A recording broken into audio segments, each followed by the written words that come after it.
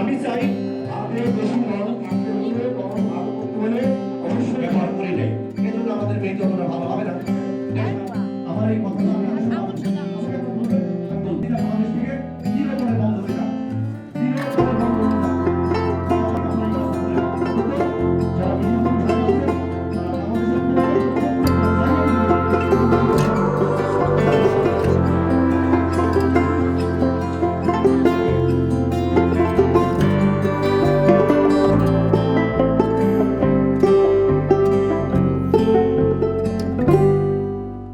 আসলে আমরা এই মেহেদি উৎসব প্রতি বছরই করে থাকি।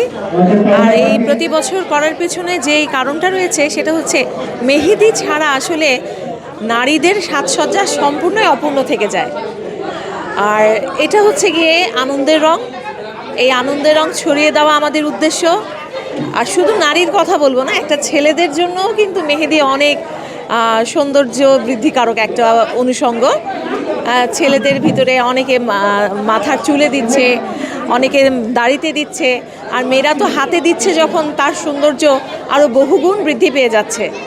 তো এই আনন্দকে বৃদ্ধি করার উদ্দেশ্যে আমাদের এই আয়োজনে মানে যোগদান করা। এই যে আজকে মেহেদি উৎসব, সামনে ঈদকে কেন্দ্র করে এই যে এখন এই উৎসবটা পালন করলেন, এখানে কারা কারা অংশ নিয়েছে এবং এই উৎসবের ফলে আসলে এই যে আপনার মেহেদি যেটা নিয়ে আসছে সেই বিষয়টা কি? আচ্ছা, এখানে অংশগ্রহণ করেছে, এটা সম্পূর্ণ ঢাকাবাসীর জন্য উন্মুক্ত। ঢাকাবাসী বলতে শুধুমাত্র ঢাকার স্থানীয় যারা তারা না, ঢাকাতে যারা থাকছে তাদের সবাইকে এই মেহেদি, আমাদের যে ঐতিহ্য একটা মেহেদি হাতে লাগানো, মেহেদি দিয়ে নিজেকে সাজানো আমাদের কিন্তু একটা ঐতিহ্য। বিশেষ করে ভারতীয় উপমহাদেশ বলতে যা বোঝায়, পাকিস্তান, বাংলাদেশ, ভারত, আমরা কিন্তু মেহেদি, শুধু তা না, যারা অ্যারাবিয়ান আছে তারাও কিন্তু এখন মেহেদি অ্যাপ্লাই করছে। এখন আমরা জানি অনেকেই হচ্ছে নখে নেল পলিশটা ইউজ করে না, মেহেদি ইউজ করছে, হাতকে রাঙাচ্ছে। তো এই ঢাকাবাসীকে আবার এইরকম একটা আয়োজনে নিয়ে আসাই আমাদের মূল উদ্দেশ্য। আজকে আপনারা জানেন প্রতিযোগিতা হচ্ছে, হ্যাঁ, সেখানে কারা বিজয়ী হবে, বিজয়ীদের আমি কিভাবে তাদের উদ্বুদ্ধ করছে? এখানে একদল হচ্ছে গিয়ে অ্যাপ্লাই করছে, আরেকজন নিজের হাতে নিচ্ছে। তো যে যার হাতেটা সুন্দর হবে তাকেও পুরস্কৃত করা হবে, এবং যে আলপনা করছে তাকেও পুরস্কৃত করা হবে। এতে হবে কি, আলপনা করার প্রতি তার একটা আগ্রহ বৃদ্ধি হবে, আর যে হাতে দিচ্ছে তারও মেহেদির যে নিজের সৌন্দর্য বৃদ্ধি করছে, এটা তাকে নতুন মাত্রায় তার সৌন্দর্যকে বাড়িয়ে তুলবে। আমি ধরবো না, আপনি ধরেন। আমার নাম উল্কা, আমি সঙ্গীত শিল্পী এবং মডেল। আমি প্রেস ক্লাবের কাজী রওনাক হোসেনের সহধর্মিনী। আমার অনেক বছর ধরে, প্রায় 20 বছর তো হবেই, আসি এখানে মেহেদি দিতে। আমার খুব ভালো লাগে। আমি আসলে এই যে মেহেদি দেওয়াটা, এটাকে একটা ঐতিহ্য তো মনেই করি, বাংলাদেশের ঐতিহ্য। আর আমি এটা দিতে পছন্দ করি, যদিও আমি এখন দাদি হয়ে গেছি, অনেক বয়স হয়ে গেছে, তারপরে আমার মজা লাগে যে মেহেদি দেওয়াটা, মানে এই যে ছোট বাচ্চাদের সাথে দিচ্ছি, এটাও আমার একটা মজা লাগতেছে।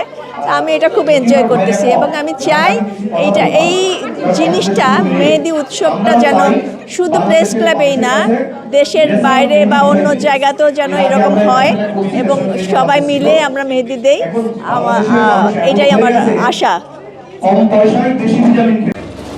অবশ্যই ভালো লাগছে, কারণ মেহেদি উৎসবটা আমাদের ঈদের আনন্দটাকে বাড়িয়ে দেয়। আসলে ঈদের যে ভাইবটা, এটা কিন্তু মেহেদি উৎসব দিয়েই মেয়েদের শুরু হয় বিশেষ করে। এই উৎসবে এসে এবং অন্যান্য নারীরা যারা আছে তারা আসতে পারতেন কিনা, তারা এই মেহেদি এটা আসলে প্রতি বছর করা উচিত কিনা?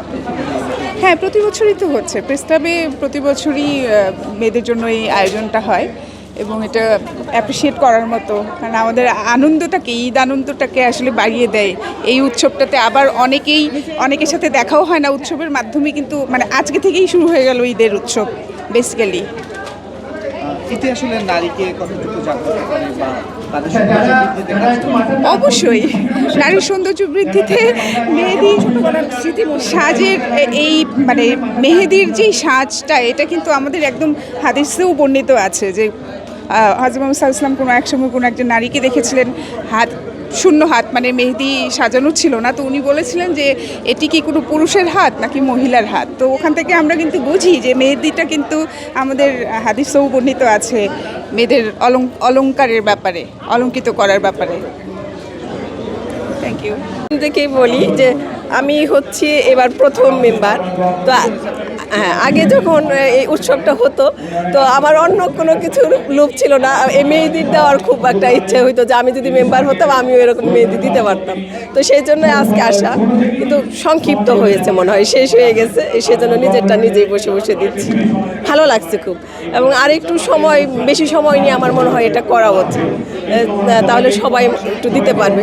মানে বাচ্চারা হয়তো প্রথমে দেয়, আমরা বড়রাও তো মেহেদিটা দেই। আসলে মেহেদি ছাড়া তো ঈদ সম্পূর্ণ হয় না। হ্যাঁ, ঈদের একটা বড় অংশ মেহেদি, আর মেয়েদের সাজেরও একটা অংশ বলতে পারেন। যে সেই ক্ষেত্রে আর একটু সময় নিয়ে আরও একটু ব্যাপকভাবে এটা করলে মনে হয় আরও ভালো হবে। তো খুব ভালো লাগছে, তারপরে সবাই আসছে যে দিচ্ছে, নিজেও একটু দিলাম। ধন্যবাদ। বাজারে যে পরিমাণ মেহেদি কোম্পানি এখন হয়েছে, এটা ব্যাঙের ছায়ার মতো ভরে গেছে। আর মেহেদি বলাটা অন্যায়, এটা মেহেদির শব্দের মধ্যে নাই, এগুলি সম্পূর্ণ রং। এই রং দিয়ে বাজারে যেসব মেহেদিগুলো ছাড়া হয় সেই মেহেদিতে হাতের ক্ষতি হবে, এটা 100% ক্ষতি হবে। আমার মনে হয় রং জাতীয় যত মেহেদি, যেসব মেহেদির গায়ে লেখা আছে সিনথেটিক্স কালার, আবার সেটাকেই মেহেদি বলা হচ্ছে, এই মেহেদিগুলো ব্যবহার একদম না করাই ভালো। এবং এটা কাস্টমার হিসেবে আপনারা সচেতন তৈরি করা উচিত আপনার সাংবাদিকদের, যে আসলে রং ব্যবহার করা ঠিক না। কারণ এটা আমাদের পার্শ্ববর্তী দেশ ইন্ডিয়াতে এটা সম্পূর্ণ নিষিদ্ধ আছে যে এই ধরনের রং মেহেদি ব্যবহার করা যাবে না, ন্যাচারাল মেহেদি ব্যবহার করা যাবে। কিন্তু আমাদের বাংলাদেশে সচরাচর ন্যাচারাল মেহেদি নাই বললেই চলে, জিরোর কোঠায় ন্যাচারাল মেহেদি নাই। অনেকেই বলছে অর্গানিক মেহেদি বাজারে আছে, সেটাও রং। এইগুলি দেখার আসলে কোনো লোক নাই। আমাদের দেশে অসাধু কিছু ব্যবসায়ী যারা আছে তারা এই ধরনের ব্যবসা করে চলে যাচ্ছে, এবং এর গায়ে লেখা আছে সিনথেটিক্স কালার। সিনথেটিক্স কালার কখনো মেহেদি হয় না। এই জিনিসটা আপনাদের সাধারণ জনগণকে আপনাদের উদ্বুদ্ধ করা উচিত। তাছাড়া এটা না করে যদি ভ্রাম্যমাণ আদালত দিয়ে কোম্পানির কাছে জেল জরিমানা দেওয়া হয়, সেটা পুনরায় আবার সেই কোম্পানি খুলে আবার ব্যবসা শুরু করা হয়। ওটা না করে গণসচেতনামূলক কোনো কিছু তৈরি করা উচিত, এবং জনগণকে বোঝানো উচিত যে আমরা সিনথেটিক্স কালার কোনো মেহেদি ব্যবহার করব না।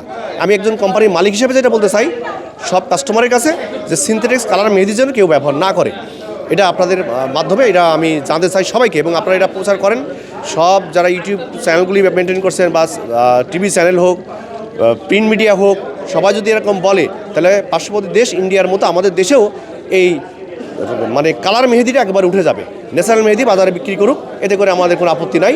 আমাদের এই ব্যবসায়ীভাবে আমরা ক্ষতিগ্রস্ত হলেও একটা সময় আমরা পোষাই নেব। এটা সবাই ভালো থাকবেন, সুস্থ থাকবেন, ঈদ মোবারক, এবং এই সিনথেটিক্স মেহেদি থেকে সবাই দূরে থাকুন।